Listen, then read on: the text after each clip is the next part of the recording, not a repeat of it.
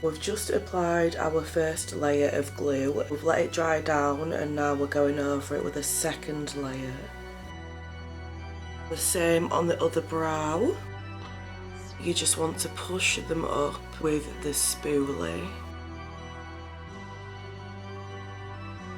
just to make sure that they are all flat and in one direction.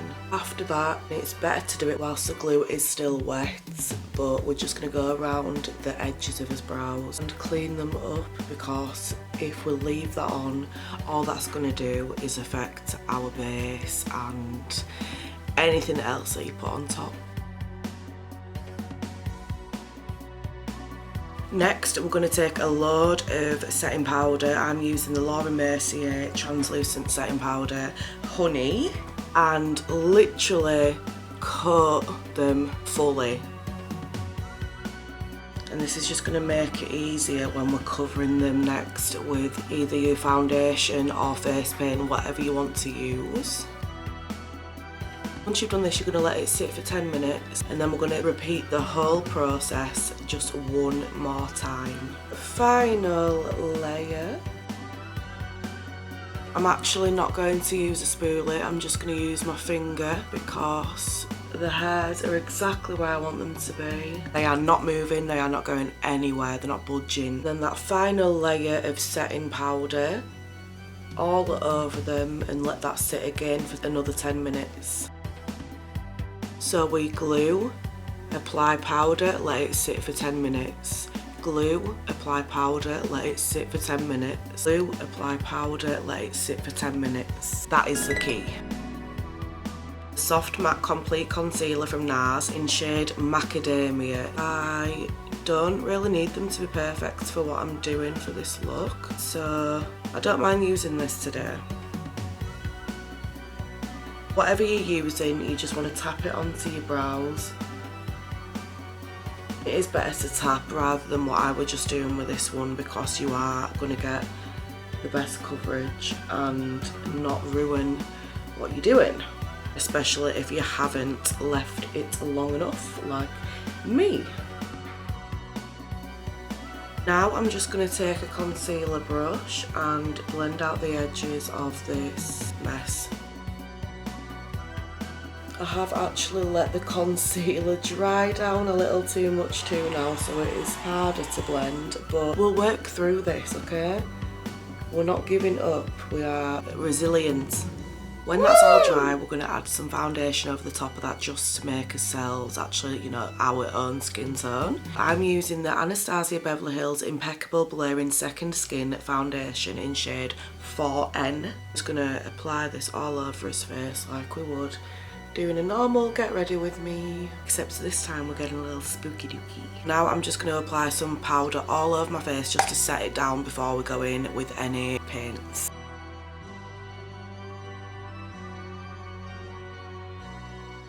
I've dusted my setting powder off and now I'm just going to use a burgundy eyeliner to just trace the shape of a love heart, because we're going to do something spooky but lovey-dovey. I think the best thing to do when you're doing anything creative is to just not be afraid. Just throw yourself straight into it, because I feel like in my case especially, the more I procrastinate, the more I stress, and then I just don't do it as a result. It doesn't have to be perfect as long as you're using a colour which is going to be the same colour as your finished look, because then it's easier to hide if you do need to retrace it to make it any bigger or smaller. This is a rough outline of how I want my heart to be. Normally I would use an eyeliner that is creamier than this. This has dried out quite a bit, so it is very dry and it's pulling a lot, but it will be easy for you as long as you use a creamy eyeliner. That is my love heart done. So this look is actually going to be a love heart that gives the illusion of ripped skin. So where the love heart is going to be like the skin is missing and you can see the facial muscles and all of that. What I'm going to do is just map out the direction of the facial muscles, so when it comes to painting my face here, I'm going to know which direction the muscles are going in. so I don't have to keep messing around.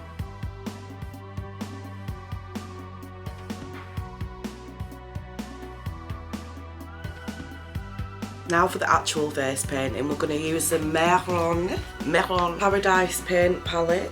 As you can see, it is very well loved. We're just going to start and see where it takes us, okay? Okay.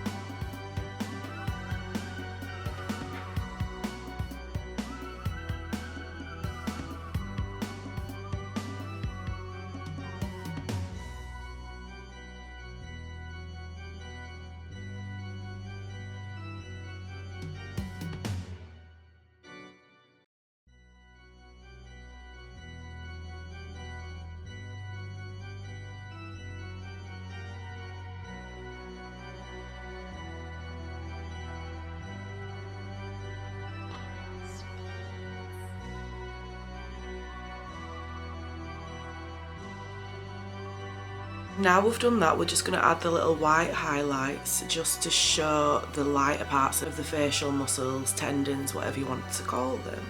Gross, I know.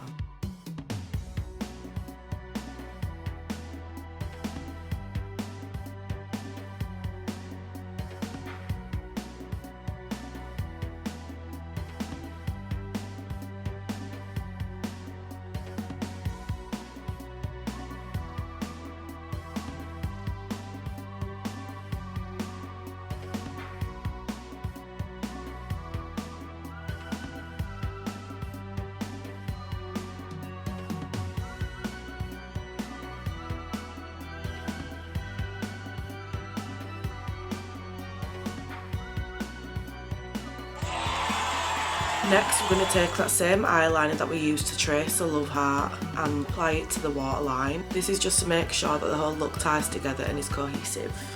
Honestly, don't worry if you're getting it below your waterline, because if anything, it'll just add to this look and make it look a little more messy and gory and ugh. Ew. This is the finished look. I hope you loved this quick and easy Halloween tutorial. I will be doing lots more Halloween looks across the next couple of months, but I just thought we'd kick it off with something really fun, something that doesn't need to be neat at all, and yeah.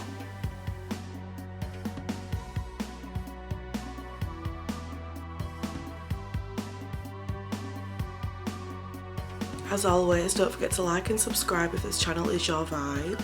Love you. Bye, honeys. Mwah.